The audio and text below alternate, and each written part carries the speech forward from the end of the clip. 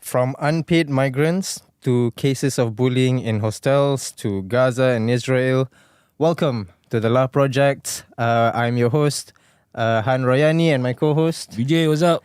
Today we actually have a special guest. Yeah, we do. Should I say she's a radio announcer? Okay, she's our guest. Our esteemed guest. Please welcome to the show, Nikki. Hi, hello everyone. All right. I'm excited. Yeah, thank you for coming. So we'll just get straight into it. Yep. So What you got for us today? We have a lot to talk about, but I'm gonna start with probably the worst news. Okay. Bad news first. So the news that just come out of the Middle East is basically the Israeli Prime Minister Benjamin Netanyahu. He just announced to the world basically that he is completely going to start the takeover on The occupation of Gaza. Yep. Basically, and pretty much disregarding all the international law, Amnesty International, all these human rights organizations that have done their research, have done their due diligence, and pretty much said that this is a genocide. You know who's against this? Surprisingly, like to me, the most surprising thing, Cool. the head of the IDF. Yeah, I did read that. Yeah, I did the read head of that. the IDF He is said completely that it against was a bad No, idea. not Smotrich. Smotrich is like Ben Gvir. Is it? no. He's the military head, the general. He's like against it. He's completely against it. And then Netanyahu said, well, he can be against it or not, but if he's against it, we'll just find a new one. Really? Yeah. Like even because the how the IDF sees it, like this is what the guy said. Why he's against it is because essentially it will put the remaining hostages that are with Hamas in even more danger. In fact, there's even talk that they are actually in danger of actually being killed. You mean the hostages? The hostages that are being held, the Israeli hostages that are being held by Hamas. So that's why the IDF are against it, and But as well I as think, the family of the hostages. I think that's never been the objective for Israel. I think Not for Netanyahu, I don't think. Yeah, I don't think they've ever really wanted to save the hostages. Otherwise, they wouldn't have bombed Gaza, the whole time for the last almost 2 years now. Yeah, it's. But I don't think it's that. I don't think that's the proof. I think the proof is the blocking of the aid. Oh yes, definitely. Like if you are starving Hamas, if you're trying to starve Hamas, then obviously you are starving whatever food source that goes into Gaza. Yeah, right? that's right. So because of that, even the hostages that are in Gaza are not getting proper sustenance. Definitely. So, I mean, it's kind of clear that there's never been. I mean, there's been reported cases where Israeli hostages have been killed by the bombings, and also I saw some pictures. Americans too. Yeah, Americans. I saw some pictures of Israeli hostages, like literally skin and bones. Yep. Like they had nothing to eat. But I wouldn't say I would say it's the fault of Israel, because they are the ones that are blocking the, for sure. the food. 100%. 100%. For sure. Yeah, so I mean, I think over the past weekend there was protests of like tens of thousands in Israel for the release of the hostages, saying that Israel needs to stop the war because we need our hostages back. I think there's like 50 left. 50 hostages left. Something like that, yes. And but at the same time, Netanyahu doesn't care. They don't really care. Even with all the protests and everything, they're still the ones somehow holding on to power. They're still Yeah. I would say they're backed by the US and the UK and all that, and that gives them a certain power, that they can show and use against these Palestinians. Yeah, agree. And also they at least internally, politically, they have a similar situation to ours right now. What do you mean? Their parliament, like the Likud party, which is Netanyahu's party, and Smotrich's party, they only comprise of 24% of parliament. Oh, really? Yeah. So they're not even the majority. Not even at 33%. Not even a third of parliament. They're only 24%, but because of their alliances within parliament and all that, they are the ruling party. Oh, okay. So it's more of like, you see, Israeli politics is very, very, very complex. Like, it's almost akin to Russian politics. ironically. Okay. So while it seems like on certain massive issues, like for example the occupation of Gaza, they are overwhelmingly in the minority. The Likud party I'm talking about, right? They are overwhelmingly in the minority in terms of pushing the occupation forward. But due to other, I would say, more minor issues than that sort of take over the narrative. These other smaller parties that are in opposition of the issue of the occupation of Gaza seem to align with the Likud party on other things, on other issues that are more important to Israelis locally. So Like are you for saying example, one of the biggest issues besides the occupation of Gaza that is important to Israelis is the status of Jerusalem. Okay, so historically, Tel Aviv has been the capital, right? Yeah. So a lot of internally, I think since Ronald Reagan in the 70s, there's been a lot of talk of moving the capital from Tel Aviv to Jerusalem, right? And if we remember Trump's first term, what he did was he moved the American embassy from To Tel Aviv Jerusalem. to Jerusalem, That's right. which was a move that has been asked for by various prime ministers of Israel since the Ronald Reagan administration. It's just and that only Trump was Yeah. the first one to essentially acquiesce to that. Yeah. So all these prime ministers, all these presidents actually before this, so they all decided not to move. The directive came out, the pledge sort of came out during Reagan's administration, but the From actual Reagan's administration to correct. do that. Yes, but they themselves held off on actually doing it. Yeah, and George H.W., Bill Clinton, George W. Bush have all been been requested of the same thing, which is to move the embassy to Jerusalem, but they've all like stood back and be like, no, we can't do that yet. It's not the right time until Trump came along. I see. Yeah. You know, it's sad about what's happening over in Gaza. You know, over the last weekend, I actually went to a Palestine rally. Yeah, I saw. Yeah, I saw. in Dataran Merdeka. But you know, when I was there, I expected to see a lot more people actually. But How many how was the crowd? there was some crowd, but probably only like 2,000 or 3,000 people. There were Okay. more people on the Turun Anwar rally. Right. Yeah, I would have thought like, you know, a country like Malaysia, we would be, you know, very pro-Palestine and all that. Yeah. But when I went there, I mean, like obviously everyone was very like heated up about it. But I would say one of the reasons why the protests are not doing so great in Malaysia is because it's kind of boring, to be honest. The protests are The boring. protests are boring. It's just like they did a marching and then they did like some tahlil reading, like some dua readings and all that. But then they did a lot of speeches, and then all of them are pretty much criticizing the United States, I mean Israel and all that. There was even a point in the speech where the guy was like, okay, I'm gonna say it in Malay lah. So you know, he said, "Anda semua takut ke Amerika Syarikat?" And then everyone in the crowd was like, "Dah!" And then I was like, whoa, what's going on? And then it's just me and my friends. And then we were the only one just like chanting, death to the idea. And then everyone was just like, you know, doing their own thing. But it was, I would have thought there would be more people actually. I think I know why. Why? I think I know why. I think, or at least I know how they can spice it up. Make it more interesting. Okay, how? We gotta visit our old friends, bring our old friends into this. The LGBTQIA+++. So you think Like how they do it in London, how they do it in LA, in New York. All the LGBTs are okay. always, you know, Leading pro-Palestine, the- right? okay, They're yeah. leading it because they know how it's done. They've been doing it for the past 8 years. So like they're the best people to go to and be like, help us protest. Yeah, but I don't know how safe it will be for them to, you know, like because the pro-Palestine march that I went to, like 95% Muslims. Everyone was like what's that Proton Wearing a saying? hijab. wearing hijab Yeah, and yeah, you know, like with the kopiah, songkok. That and works all for the that. trans people. The men can wear the hijabs What? for the LGBTQ. DJ. Yeah, this is like trying to instigate more trouble. You know, you want it to turn into a riot. You gotta and then- dare to be brave, you know?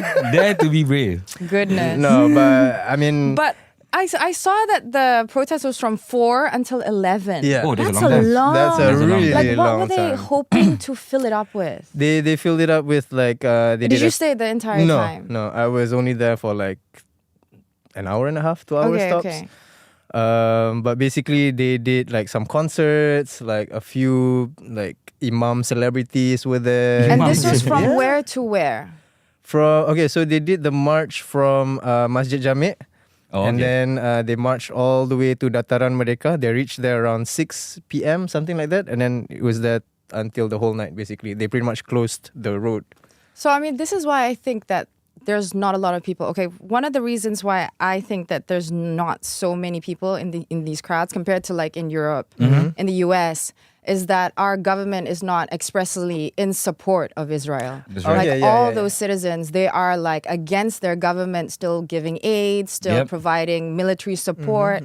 So I think that's part of And the we've reason never given why any to Israel. yeah. we've never given. Yeah, I mean, we're completely anti-Israel Yeah. as a government, as a nation, Yeah. as a people. So I think that's why a lot of people think that there's not really anything that we're protesting. Right. I think if there was a protest, and this is where it would be very sensitive and difficult for us to do, if there was a protest in front of the U.S. Embassy, Yeah. Yeah, Agreed. actually, that's that when would have made more I would sense. Agreed. come out, Yeah. guns blazing, you know, and just because one of the protests that I did attend was in front of the U.S. Embassy, but police presence, Yeah, Right. yeah, that's and right. That's they're right. not they don't allow it. You know, of course, I mean, regardless of what's happening, Malaysia is still, we have to maintain diplomatic relations that's with true. the That's US. true. Yep. So I think it's so difficult. I think it's such a difficult issue because, I mean, I remember when we had the aerospace convention like a few months ago, Lima. like military arms Yeah, yeah. at Langkawi. Yeah.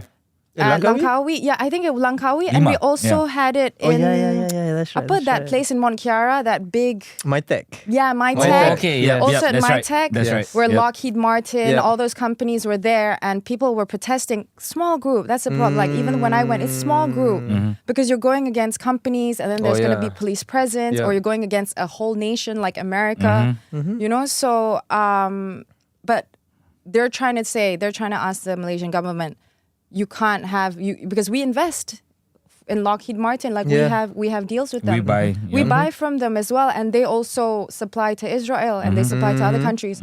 But it's like I don't mean I don't have the solution obviously, but we're caught in a hard place because who else is going to supply our military Correct. capabilities? So when these people are protesting like you should not do business with these genocidal companies, it's like, okay, then how do we protect our Yeah. own borders, our own military? Mahathir has sort of a solution. Back Well, what did he do? the Look East policy. Look east. Yeah. Oh, Have you heard of Oh it? yeah. Dasar pandang ke timur. Yeah. So that's why he was very, very buddy with Japan and Russia back then. So he was buying like Russian jets instead of American jets. I that kind of thing. see. You know. Do we So, still have that option now? I mean, is that a viable option? BRICS is much stronger Yeah. than it was even a couple of years Yeah, ago. Yeah, of that's course, of true. course. Yeah. I mean, that's something you could explore, but you see, what people don't know is that countries, superpowers like the US, they have these people that they call economic hitmen. Have you heard of this? This term? No. Economic hitmen. No. Hitman. Yeah, hitmen. Like assassin. yeah. But they focus on Like economics. they destroy like a country's economy. Yeah, or? yeah. Oh, okay. So how would they do that? Okay, so there's this book, The Economic Hitman by this guy called John Perkins. Okay. He's a former CIA operative. He was what he did was essentially like we talked about the BRI before, right? The Belt and Road Initiative. So it was essentially back in the 70s to just before 9/11. The US, the CIA, was operating in such terms. You've heard of USAID, right? USAID. Yeah. So they, after the CIA, after 9/11, USAID sort of took over this economic hitman kind of operations. So what they do is they give an impoverished country certain resources that country Needs. and they give it at first, like they give it in advance, but they don't ask for money back. They don't ask for whatever reimbursement back until the time comes where you have to vote on a certain resolution in the UN. Oh. So now you have to vote. Because the US doesn't need the territory. They don't need Malaysia to be, or Singapore for that matter, to be American territory. You know? But what they do need is soft power. So like Voting power. to get voting power for wars in the UN, you know, things like that. So that's what these economic hitmen do. And if you don't follow what they say, then they bankrupt you. They take your bonds and then they sell it off for cheap, things like that. Some people say what happened in 98, our financial crisis, that was a part of that was basically done by an economic hitman. Right. If you've heard of this guy Carlos the Jackal, No. you should Google him. He's one of the most, before Osama bin Laden, he was number one on the terror list. Terrorist. Okay. Yeah, and he was an arms dealer, and he was also a double, triple, quadruple agent for like multiple intelligence agencies. On top of all that, he was also an economic hitman for, surprise, surprise, Israel. Yeah. So that's what the existence of this economic hitman is what makes it so complicated for smaller countries to go against what the US wants them to do. Because the US can bankrupt them. That makes complete sense. You know, when there's a resolution on the recognition of Palestine in the UN, it's always these tiny, tiny little nations who vote no. Always. Thank you. I just learned that. That's, So because I was always like, why? Why would they do that? What's your skin in the game? You know, why are you so against? Yep. Yeah. And Palestine, that's to segue off of that. That's also why I'm so against getting involved in China's BRI. I think that was quite a mistake. Yeah, For Malaysia, but we are already, right? Yeah, we are. So, So to me, that was such a mistake because like, okay, fine. At the time, we needed the resources, we needed the infrastructure, fine. But to have that hanging over our heads, and we don't know when they're going to call on their debt, and in what method they're going to call on their debt. How much do we like owe? I mean, I wouldn't say owe, but how much? If you're just talking about the MRT alone, and I'm pretty sure there were other projects under the BRI, but just the MRT, that's billions, dude. Billions of ringgit. So China was the one that supplied us with the money for that. Workers, not just money, workers too. Right. Workers too. Okay, so moving on to the next topic. Earlier we were talking about, the US selling like weapons to like different countries, around the world. And actually recently, on the 4th of August,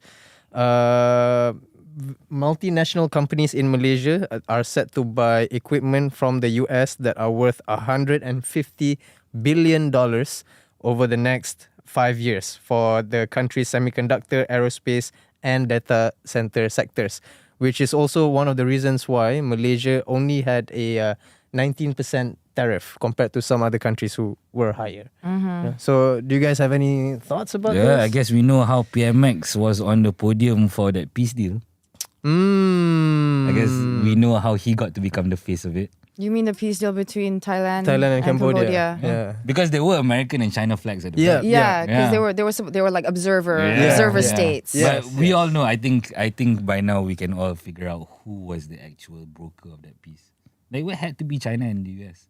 They were the only two that had enough leverage over everyone. No, but I think sure they had the resources and maybe they had the leverage. But I would say Malaysia was probably the most ideal country to actually broker a peace between Thailand and Cambodia, and not just because of the fact that, I mean, we are a Southeast Asian country, but also we are the chairman for ASEAN. Yeah. So it's technically sort of our responsibility to make sure everything in Southeast Asia is calm. Agree. Peaceful. Agree. Yeah. But Malaysia, even in ASEAN, we lack the actual leverage to, because this was like people were dying. There was an actual actual military operations between Cambodia and Thailand. Yeah.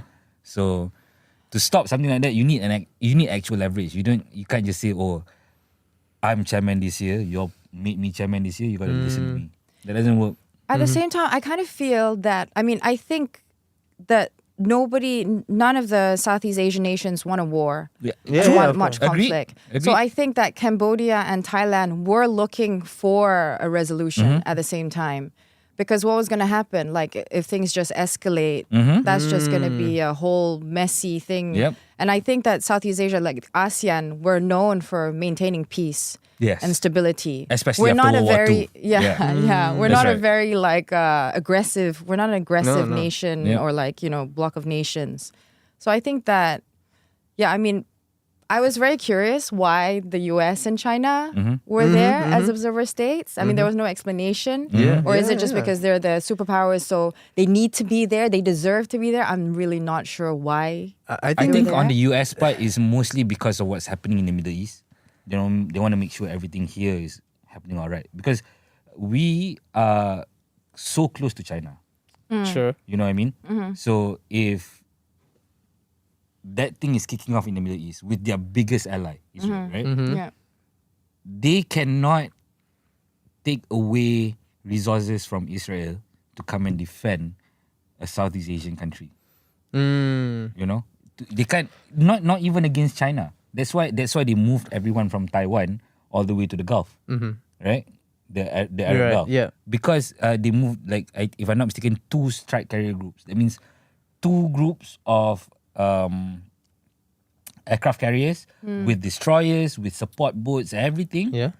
2 of them moved over to the Gulf from Taiwan. So they were essentially leaving the South China Sea open to China. Yeah. You know? Okay. So like, and they had to make sure that they were not going to be put in a position, the US were not going to be put into a position where they had to move back their carrier groups back to South China Sea. Okay. You know? So are you saying they want to create like their own military? It was way more important for them to have peace here Yeah. than to China. Yeah. You know what I mean? Oh, okay. That's what I'm trying to say. Like Okay. chaos here is not even good for China because we're so close to them. But that's why they also wanted peace. But it's way more detrimental for US interests. Way more.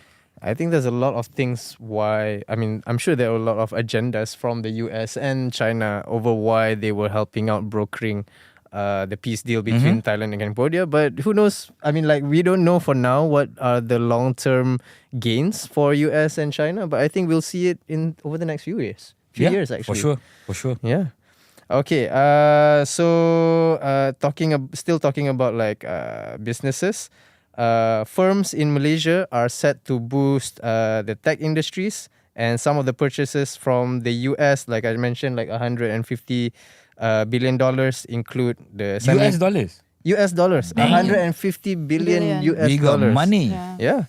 They are going to be purchasing semiconductors, aerospace and data center sectors, and that was announced by Minister Tengku Zafrul Aziz, our foreign minister, basically. So the United States ran a goods trade deficit with Malaysia of 25 billion, and he said the two countries were actually finalizing a joint statement covering the commitments that were made following weeks of negotiation over the tariffs imposed by Donald Trump. So what do you guys think about this? Hey, lower tariffs is better for us, man. Yeah? We are a net exporter country, you know, like that works in our favor. Lower tariffs compared to what it was before. Yeah. From 25% to 19%. Yeah. I mean, at the scale that we export, 6% is a lot. Yeah, I mean, of course, I mean, it's a significant decrease, but I don't know. I it's like when I look at Trump, and I think, wow. I mean, a lot of people love to call him all sorts of names, all sorts, and I would be the first one, which, you know, of course, I would not say here. But You can. I know, I've heard the beeps before. I don't want to be beeped.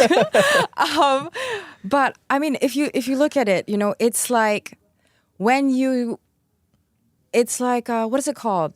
Is it called Stockholm syndrome? Like when you're a prisoner. Oh yeah. And then you fall in love with your the one with your that kidnapped jailer. you, yeah. I don't even know if that's a correct term, but it's like, you know how it's like Trump is so good at theatrics. Okay. When he first announced all these crazy tariffs, I'm not even sure, like 100%, Yeah. 200% on China when they had the tit for tat Yeah, kind of measures yeah. against them. Yep. And it's like you make the situation so dire, so bad, that when they concede a little bit, you're grateful. You know, where you're like, oh my God. So from 25, I mean, of course, that's a huge thing, like 6% is huge. But it's like he's tricking us into thinking that we're getting a good deal because he gave us such an awful deal in the beginning. Yeah. Like when you set the bar so low or so high of abuse that whatever that, you know, concessions made, you're like, oh yes, we'll take that. And Do you know what you just said over the last 2 minutes? What did I just say? Is exactly a summarization of one chapter of his book, of Trump's book, The Art of the Deal. Yeah. What you said was Really? Is that exactly what he said? He said talked that. about. Yeah, I haven't read it, but that's what he a said. summarization of one chapter. That's exactly what he's doing. But that's what he's preached. That's how he gets a deal done. He's a deal maker. He's always He is been a deal maker. Exactly. That's Yeah. exactly. I mean, that was my point. So, like like, he is yeah. whatever that people want to say about Trump. He's Yeah. a deal maker because he has now. He's doing it to the whole world. Yeah, actually, he's leveraging the US's influence and power Totally. to all these other countries by implementing tariffs against them because they have the power. Because like America is one of That's the the thing. That's the thing that people don't see. The brilliance of it that people don't want to admit or don't see. Yeah, because is that he created the leverage out of nothing.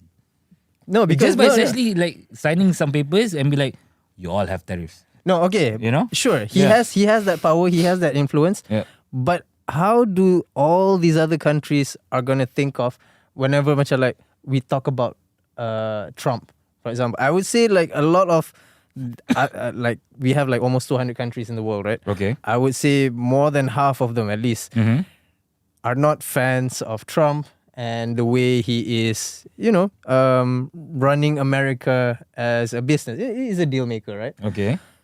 I wonder how it would detrimentally impact United States in terms of their foreign policies, in terms of trade deals, because like they have put so many restrictions, put tariffs over so many countries. Like, yeah.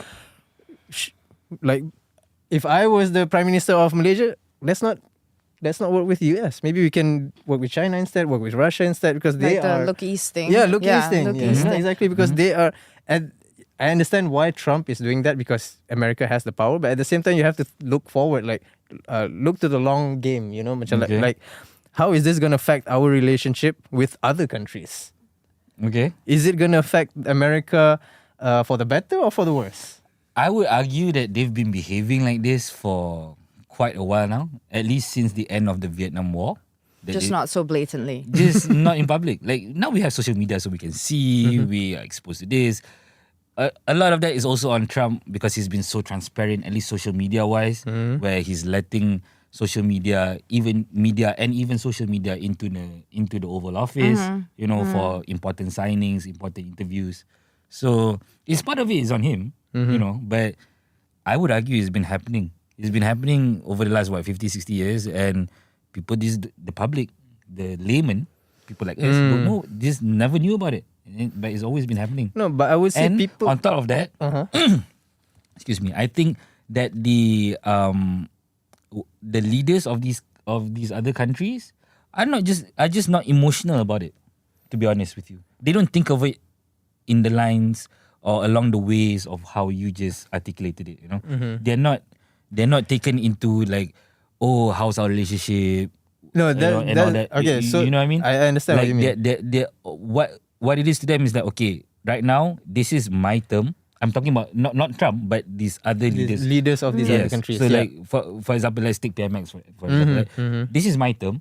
I don't know how long my term is gonna last. You know, so let's just do the best I can do with the opportunities I have. So Okay. and this opportunity is presented to me now. I'm just gonna take it. Okay, I think it's essentially more often than not is that kind of situation. Okay, you're saying about the mindset of the leaders of these countries, Correct. but not the people of those countries. You know, the leaders and the people can have like very different like ideologies and beliefs. Correct. So if the leader of that country is not following the demands or the wishes of the people of that country, Okay. there's a chance that the leader might get, you know, they're not going to be voted in the next election, or they'll be, you know. But but you have to see from the flip side of that. If you're in a leader's perspective as well, where if I don't do this, then what's going to be my legacy? You see what I mean? Okay, I understand. You know, like whether people like it or not, a certain policy or whatnot, that usually pans out like what 3 to 5 years after the policy is implemented. Okay. I So- think like a lot of Americans are totally like a lot of them are, because I have a lot of American friends on my Facebook.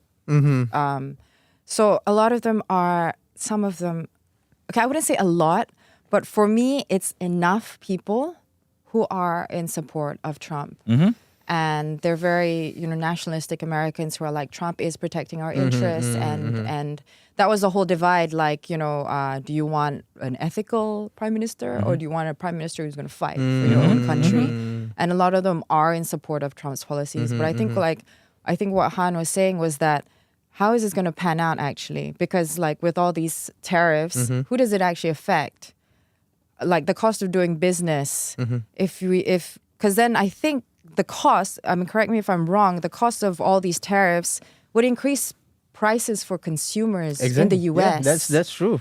And like, that's the thing, like Trump, he's very good at thinking about, okay, I need to do these actions now. And I think a lot of it is kind of like posturing. A lot of posture, of course. We're talking about Trump. talking about what am I Trump. thinking? I think, Of course. it's 100%. He's posturing in front of the world, but also in front of like American citizens. Like, see what I'm getting for you guys. I'm bringing jobs back to America. And like so many American companies now, like Apple and a lot of tech companies.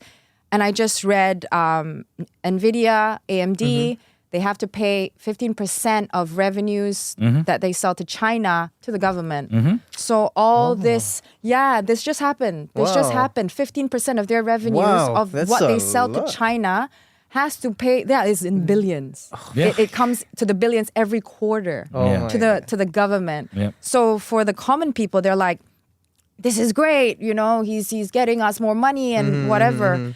But I mean, at the same time, it's like, okay, if you make it so difficult for other countries to get U.S. exports, these countries can also look elsewhere. Exactly. Yep. Like, why do you have to, you know, get chips from America? Yeah.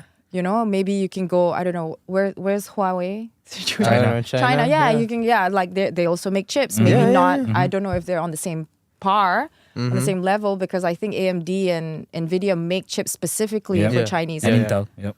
Oh, and Intel as well. Intel makes for the US, but yeah. Yeah, so it's just like I don't know. It's like we have to look and see. I mean, I hope that it kind of it doesn't work out like how he wants it to.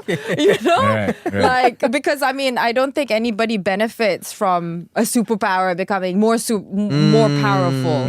Right? And like robbing, like, you know, taking all the deals, because I mean, even us, like all our investment, like I think you said 150 billion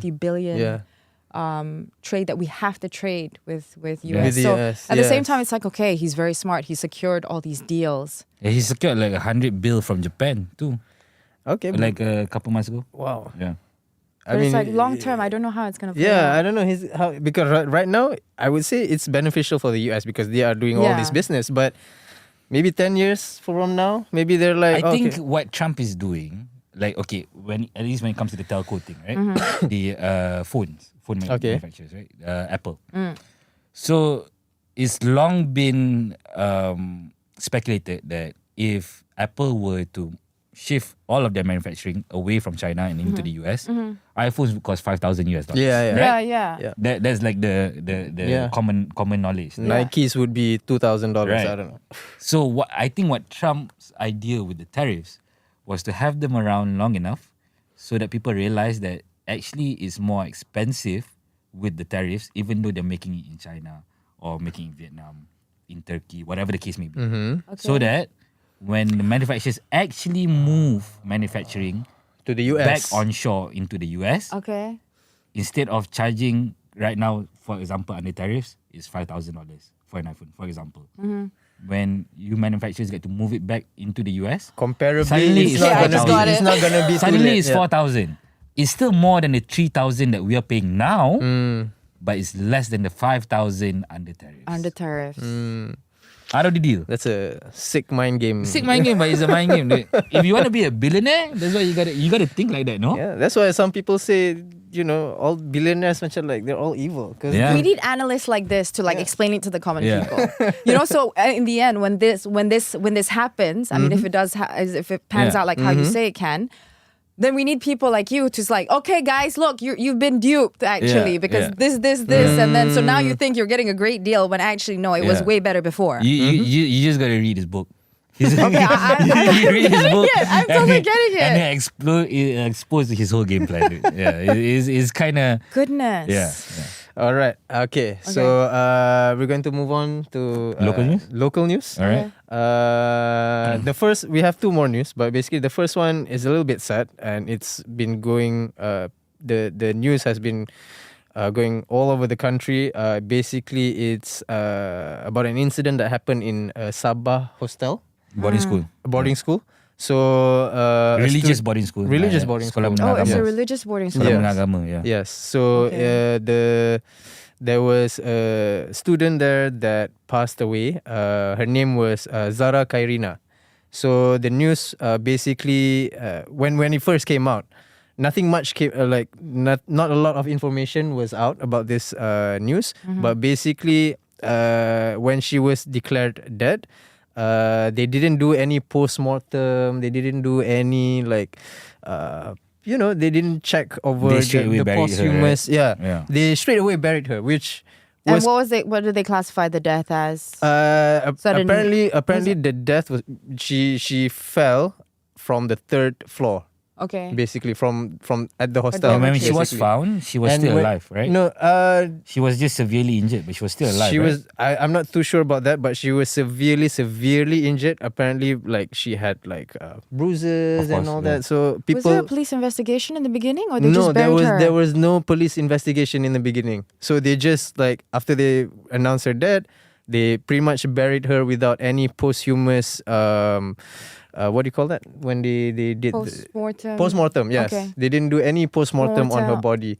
So people are starting to question why? Yeah, why is there no postmortem? And then why? And then they exhume. Right? Yes, and then there were no statements from The the school. principal, from the school, from any of the teachers or Correct. the students. Correct. So no one said anything about this. Yep. But it was very people were assuming that it was very likely foul play. Yep. There was maybe a bullying case, something that happened to Zara Qairina, and this is, based on what people are saying online. It's not my opinion, but a lot of people are saying that some of the perpetrators or some of the bullies that bullied Zara Qairina was the daughters of a State assemblyman. In Yes. Sabah. Yeah, which we will not name. But that Oh, was do you know who? they know him. Oh. They Yes, you can just Google, but Damn. Okay. yeah, but it's not it's not common knowledge Right, actually. right, So right. you have to do a bit of research about it because they're not gonna show it in the papers. Yeah, clearly. Because it's quite a serious issue, and I would say over the last few years we've had cases of extreme bullying. I think last year there was a case It's where not even over the last few years. It's so many this year. This year, So yeah. many this year. This year. So there was a case. Zara Qairina's case was obviously tragic, but there was also a case I think a few months ago where a boy in a sekolah askar, what do you call Yeah, it? scholar, Yeah. military school. Yeah, military school. school. Yeah, correct. He was pretty much tortured because he was blamed, or allegedly he stole a phone or something like that. So a bunch of students started tying this guy up, putting like the hot iron rods. They put it on his body, like pretty much suffered for hours before eventually passing away. Which is, it's sad. It's tragic. And it's disgusting. Disgusting. Were either of you I was in boarding school? I was. Where? Here? In the UK? I was here before I went to the UK. I was here for 2 years. Sekolah Menengah Agama. That's right.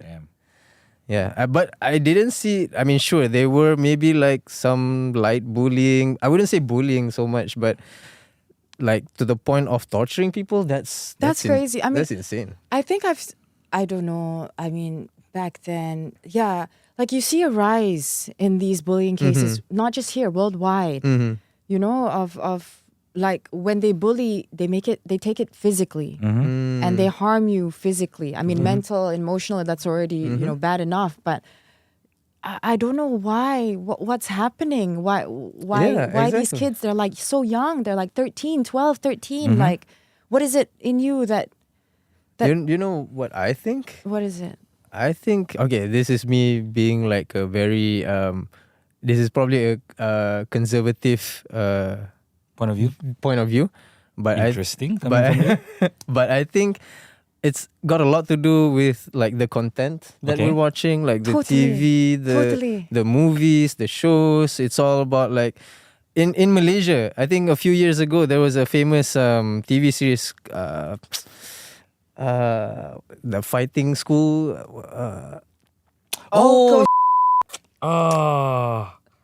Please, BJ, please. It's vaguely familiar. It's on the tip of my tongue. Yeah.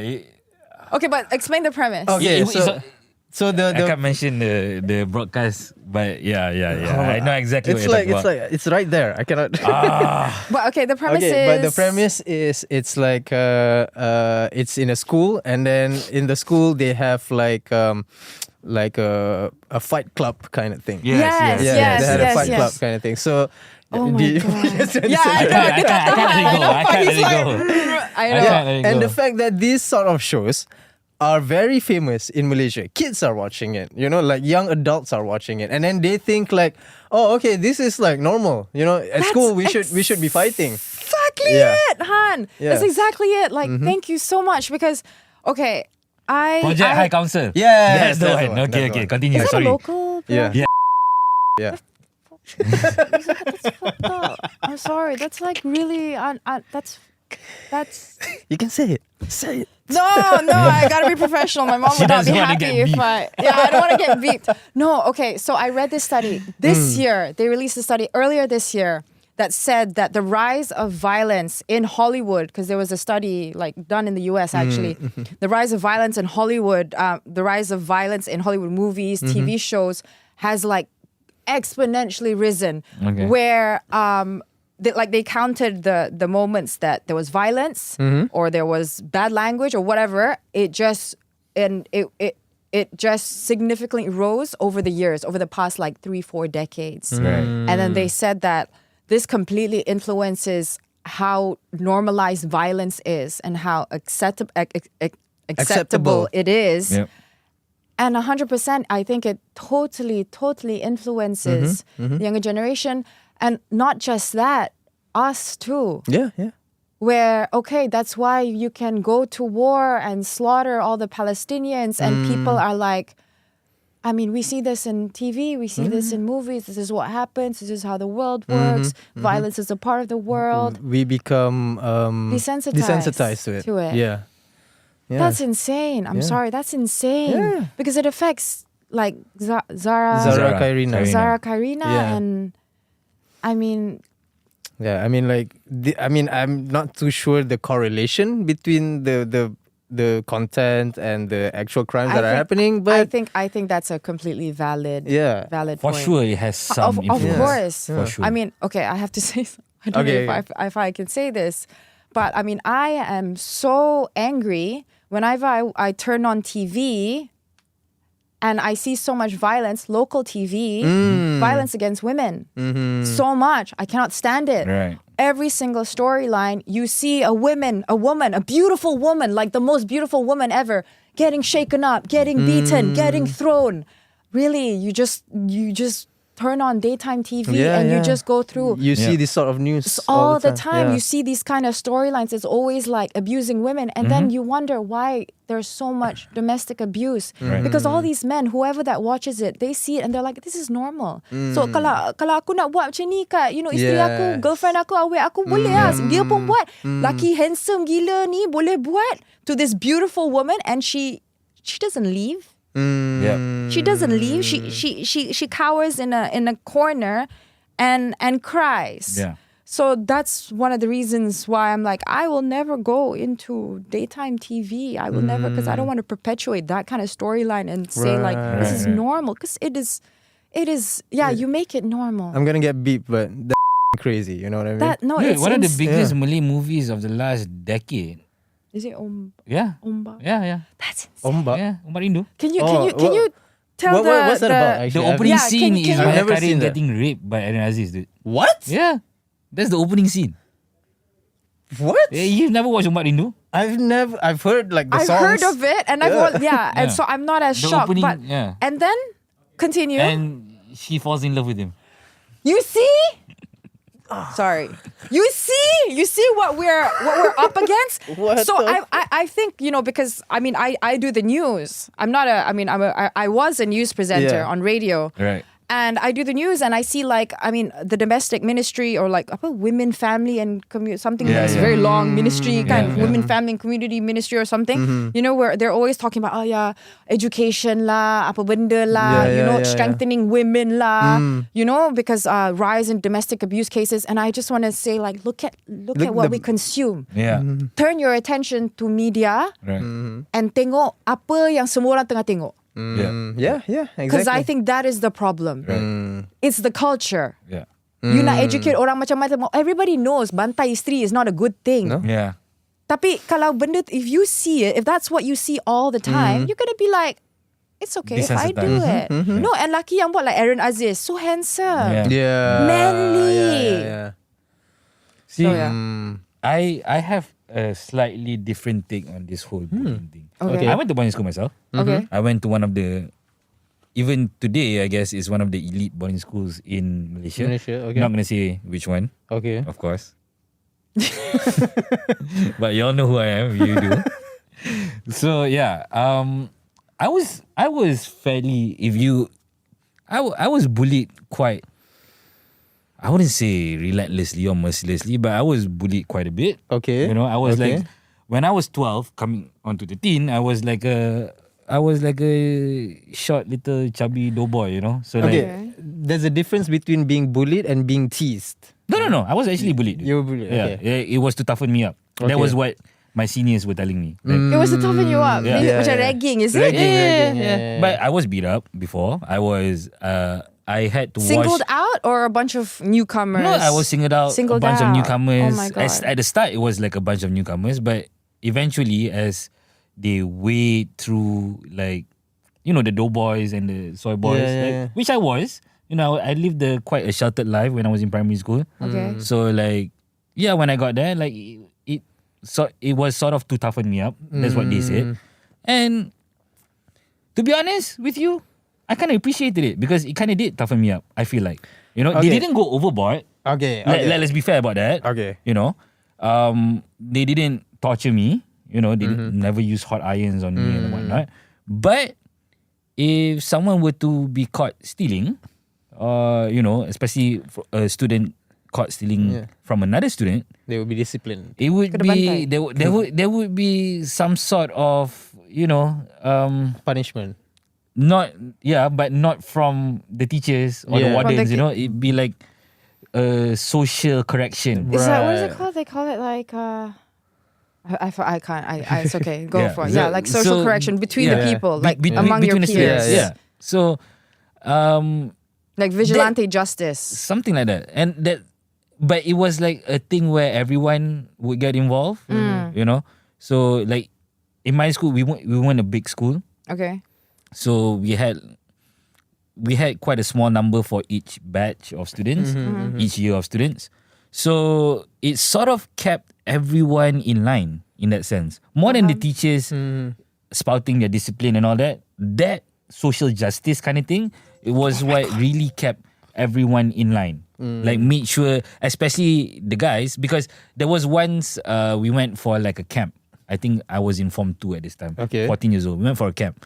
And then there was some guys, the camp was a mixture of all the Form 2 students and Form 4 students. Okay. So Okay. all the 14 and 16-year-olds. Okay.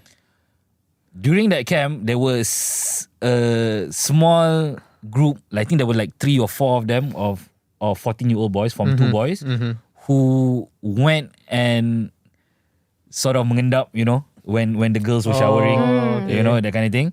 And And then there was a social correction. there was a social Okay. correction, you know. So the boys were beat up, basically. There was a social correction. Okay. I'll just say it that way, okay? So, and that sort of thing was, It's like when you put it that way, it's like kind of virtuous. you know, because You know, it's like It's you know, it's like justice of the people. Yeah, Yeah. law-abiding Yeah. citizens. Law-abiding, you know. yeah. and for most part, I'm not saying violence didn't happen. It did. It happened to me. But it was never overboard. You know? I feel like if if you're being disciplined, there should be a point where this is The red line. the red line. Okay, So you cannot go past this. That's the point I'm trying to make. That these kind of cases like Zara, Yeah. they get into the news because of how severe they are. But when you juxtapose it into how much bullying actually happens, it's not like a bullying itself, at least, not the death, but the bullying itself is not something new, it's not something novel, and it's not something that's unusual either. It's pretty commonplace, It is. especially in boarding schools, you know? So, and I went to a fairly elite boarding school where you wouldn't think this kind of thing happens. You think that this kind of thing happens in, like you said, the military schools, Yeah. in the sekolah agamas, you know? Yeah. But it still did happen. But it's like your example is just like the intention is completely different. It was to correct a wrong that has been committed. Yeah. Whereas like I think in these kinds of cases where okay, fine, the boy The like boy, stole yeah. the phone and something, Yeah, but yeah. it was Yeah, but even the boy, apparently He didn't. he didn't He even have a didn't. phone. Yeah, He he was didn't. just falsely accused. Falsely accused, yeah. okay. So That's much bad. it's something, it's completely different times, I think. Yeah. The kids now. See, my parents I would sound say... so old. My parents went to boarding school both. They went to Okay. MRSM when MRSM was first instituted. Okay. They were like, I think my dad was like the second or third batch of his MRSM, Right. and my mom was like the fourth or fifth batch. So they were like fresh into MRSM when it was still new. And they were saying that when I went to boarding school, that What are they kids saying? now are different. You know, the bullying is different because back then during their time there was no such thing. But for me, I was washing clothes every other night that were not my own. Oh, Okay. okay. I was washing clothes that were not my own every other night. Goodness. Okay, I was getting beat up like maybe like once or twice a week. Oh That kind of thing. When I was 13. But it wasn't PJ. like they were making me bleed or anything, you know. They were just toughening me up. They were like, you get a few body shots here and there. Oh my god. Like, dude, you're a guy. We can I mean, Guy or not, as a girl, it toughened me up too. Yeah, exactly. Yeah. Like I got bullied, No, but it girls just don't get physically. No. Not at least not in my school. They don't get physically bullied, but they do get the other aspects of it. Totally. Like wash other people's Yeah, clothes and shit right, like that. right. You know, I don't know about undergarments and all. I wasn't in the girls' dorm, so I wouldn't know. But I know for a fact that it's girls emotional make- bullying when it Yeah. comes to Yeah. girls. Things like that, they exactly, would yeah. call you names. They would yeah. And then they isolate you. like that. Isolate you, they yeah. will just use their seniority to just like, okay, I'm older than you. Yeah. You gotta do what I want. Who do you think you are? Yeah, You know? I think that's a good thing to learn. Is a healthy thing to learn and to instill in you when you're young and impressionable at that age. And on top of that, I would also say the threat of physical violence is always a good thing to respect, no matter what age you are. The threat of The threat not of the physical- actual. That's horrifying. Not the actual threat. but the threat. So you should actually be afraid that No, you might. not afraid, but respect it. Respect the fact that when you're interacting with another human being, no matter how old that human being is, Okay. if you say something wrong, if you do something wrong, there is a threat of physical violence. Yeah. I don't want to go to school. No. Sorry. No, it just means that Women don't go through this as much as men do okay, men do. in daily life. No, he just means that boys are sort of expected to follow in line so that they're not gonna be. It's the whole They're not gonna be beat you up. know the whole gun control issue in the States, right? Yeah, okay. So Democrats, which they love to say gun control, right? Yeah. So keep your guns at home or don't have them or whatever. Create safe zones, especially in places like California, where no guns are allowed. Okay. So like, for example, schools, more like that. The flip side of the argument from the Republican side is if everyone has a gun, no one's gonna pop off because everyone has a gun. Everyone can defend themselves. Which is true. I mean, Which is true in places like Texas, which actually does happen, which is an open carry, constitutional carry state. okay. Which does happen. But in places like Wisconsin, where it's not an open carry state, where there's a lot more regulations, school shootings pop off. Really? Yeah. So, why? Because they don't have armed guards at the schools.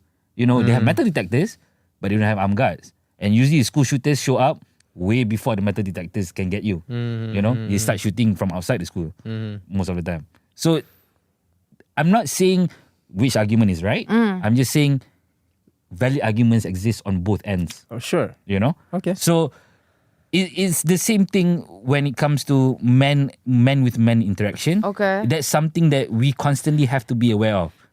You know? It's like walking into a gay bar. Okay. If you're not gay, Uh-huh. right? You always have that thing in the back of your head like, you know what I mean? This is what men have to go through. I'm learning so much. Men go through, you know? I mean, like, you like guys have straight to men, deal with why do the you think a lot of prospect straight men, physical no matter violence? how big and buff they are, they feel uncomfortable in a gay bar? I don't know. They might get hit on. Yeah, exactly. Like, if a man that is bigger than you shows up, it's like that's how women feel in a bar. Okay. A man bigger than you, more physically strong than you, shows up, harasses you, tries to do something to you. You, if there were no one else around, women more often than not cannot do anything about it physically. If it's just one-on-one. True. And When it comes to men, Exactly. that's what you fear. Yeah. Violence. Yeah.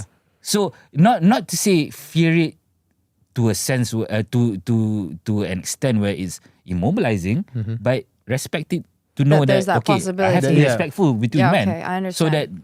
it doesn't pop off. You know, same thing. Yeah. Okay. Unfortunately, we don't have too much time left, but we do have one more story to cover.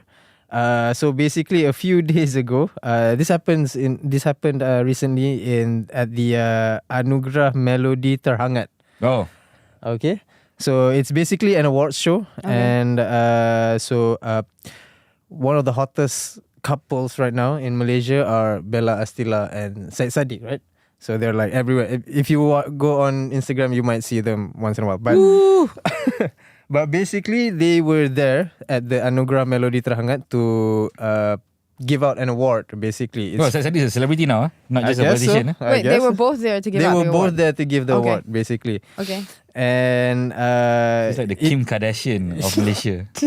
Bella Astila. Wow, I don't know. But don't know about that would make what? That would make Syed Saddiq Ray. No, Syed Saddiq is Kanye. If Bella Astila is Kim Kardashian, then Syed Saddiq is Kanye lah. Yeah, at least he's anti-Israel, right? Yeah. That's good enough. Okay, anyways, sorry.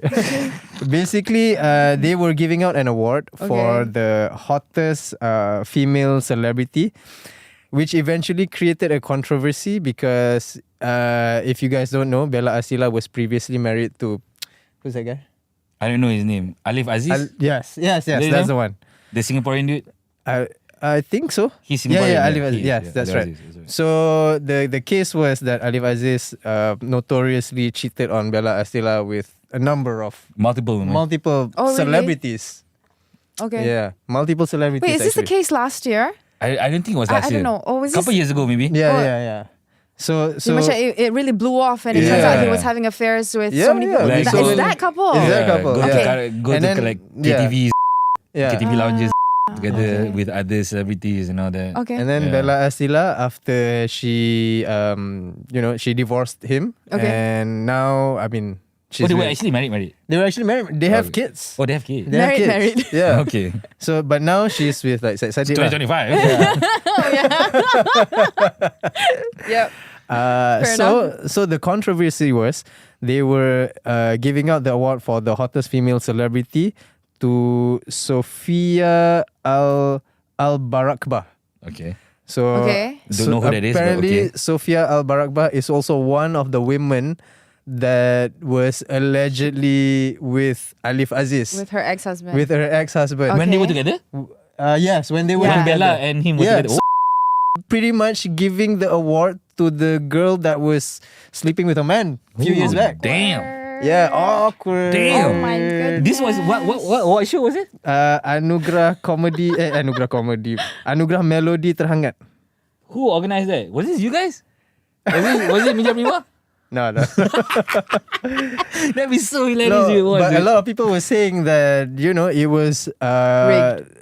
No. It was Was rigged. set up. It was set rigged, up yeah. For sure. for the controversy. For I mean, the, come on. Yeah. I In mean, the entertainment come on. industry, I wouldn't put anything past it. I mean, Yeah. come on. for that kind of story. Yeah. Like, For sure it was set up. Yeah. dude. Like, come on. And okay. but that must have been horrible for her. Yeah, it was. But did Did you watch it? Did you watch the... I didn't, but I Okay. just saw Well, the news about okay. it. Well- I don't watch that kind of things, but Okay.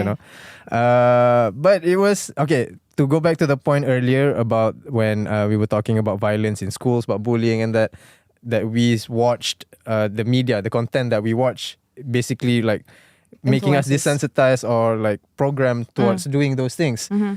So the reason why I brought this story up is because I would say the same thing also, especially for Malay men. I'm talking about Bella Asila and Alif Aziz, okay? Not Okay. Bella Asila and Syed Saddiq. Okay. So the reason why Alif Aziz also like cheated on Bella Asila, and not just him, like a lot of like not just celebrities but people, in Malaysia, men are cheating on their wives, is because on our okay, I'm not gonna say the station names, but on our TV series, shows and all that, the Malay man will almost definitely cheat on the wife. 100%. Is it cheating if you can have 4 wives? No, I mean, okay. First of all, you have to let your wife know about that. But Not until the day before you get married. no, Make bro, her that's- sign the quietly. I know your wife, right? Yeah? You think you do? Okay, no, but basically that's what I'm saying. Like the case of Alif Aziz and Bella Asila, Yeah. it's not a one-off case. There's a lot of cases like this. And Among the celebrity people, is among it? the celebrities, Celebrity and also couples. like maybe the You common mean people, amongst yeah. normal Malaysians? Amongst normal Malaysians. Yeah. I would say, especially Malay men. That's why That's a like stereotype. That's a That's a That stereotype. stereotype comes from the TV But we shows are the that we only watch. ones who are allowed to do it in Malaysia though. What do you What do mean? you mean allowed to do it? What do you mean? No, like Allowed to cheat? no. I'm talking about Chinese people cannot marry 4. Indian people okay. cannot But marry I don't 4. think it's not talking It's about that not though. about Those getting are- married. It's not about getting married. It's just about cheating. It's cheating. Yeah. He's so tickled. I'm so I'm tickled. just trying to be devil's advocate here. Like trying to put. Try My to be wife's the gonna devil's watch this. advocate. I'm gonna Yeah, get hit when I get yeah. home. He's gonna Like, sleep on the fuck that couch shit. tonight. Yeah. So do you think that kind of stereotype or that kind of thing happening, Malay men cheating, Mm-hmm. do you think it's in the media because memang Malay men cheat, or do Malay men cheat because they see it on the media? The chicken or the egg? Which one comes first, do you reckon? Or it's just the a cycle. self-enforcing cycle? Yeah. So the media are producing these shows because It these reflects reality. It reflects reality. But then the younger generation, they watch the media and then they're like, oh, I guess this is like normal. Normal. And yeah. So then the cycle continues. I would even say like macam I tak tahu lah because I'm not really in this sphere, but like sometimes when I see comments or something, it or how these men talk about it, like they're proud of it. Like macam kalau if you lucky handsome, I mean what I've heard, like Malay men specifically, if you're handsome, you think that you are everything Yeah. and that you're entitled to everything in the world, Yeah. and that and if you cheat, it's fine. Yeah. Like you lagi terror kalau you cheat. No, I think so. I'm not sure. I don't know, think please maybe correct some me. men have that mindset lah. I think Macam you lagi maybe not some power. men, a lot of men, sure, they have that mindset. I think. That's really sad. I know. I think it's not a Malay man thing. Yeah, I don't think it's a Malay man. it's Oh, okay. I think it's a man thing. I think it's a man thing. I think it's a Malaysian man thing. I've been. Malaysian men. Okay, let's Yeah, include I mean, everyone. Let's be inclusive. I've never. Satu Malaysia. Not to be racist, right? Let's be inclusive in yeah, this. like I think everyone, though. Like I think everyone. I'm not saying everyone. Sorry, everyone is the wrong term. I'm saying all walks of life. There are people that cheat. I think so. You know, Okay. like I've been around enough.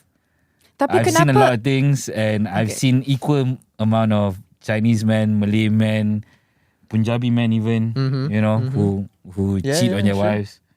Let's bring them in. Yeah, I've seen a lot who don't as well. You know, who just Sure. go there for the Yeah. drinks. Okay. You know, who go to strip clubs for the drinks, not for the tits.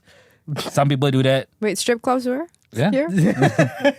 Not So- here lah. Not here. No comment. Okay, So interesting. I'm just, like I said, need fair to you know, separate out one part of the demographic. So I know it's a man thing. So what? It's been happening since the start of time. It is what it is. It's unfortunate. I mean, like, sure, it's unfortunate, but Now, I'm not saying it's right. I'm just saying it's Yeah. unfortunate, but it is reality. I think education is important lah. Yeah. Yeah, I mean, earlier, a few episodes back, we were talking about like sexual education, Yeah, but I yeah. think just education generally about like being in a relationship or marriage, you know, I think people should. Yeah. You know how I feel about one night stands. Right? Mm-hmm. Bag it and tag it. Bag it and tag it. Make sure you use protection. yes, and make sure yes. you know who it is you're Yes. sleeping with. Yes. Bag it and tag it. Our first sex ed right here. Bag it and tag it. Okay, unfortunately, that's all the time we have today. So thank you very much, Nikki and BJ, Thank you, for Nikki. being. Thank you for for being- having yeah. me. This We is hope fun. you come back on soon for another one. It's been lovely. And for everyone that are watching, thank you guys for watching. Please like and comment and subscribe. If you have anything, any topic that you think we should talk about, please let us know in the comments. If you think there's someone that we should bring on the show, let us know in the DMs. And as usual, do your own research. Don't trust us 100%, you know. You can take our word, but, you know, do your own thinking. But those Yeah. Israelis were dancing and they were deported. Totally. Totally. I agree. All right. So thank you guys for watching. See you guys next time. Bye. Bye. Let's go.